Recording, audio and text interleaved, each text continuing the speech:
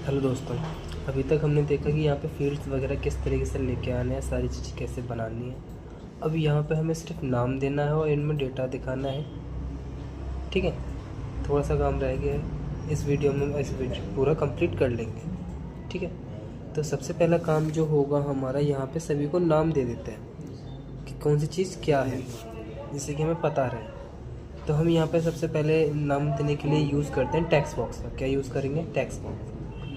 तो इंसर्ट में जाएंगे और यहाँ पे हमें मिल जाएगा टेक्स्ट बॉक्स।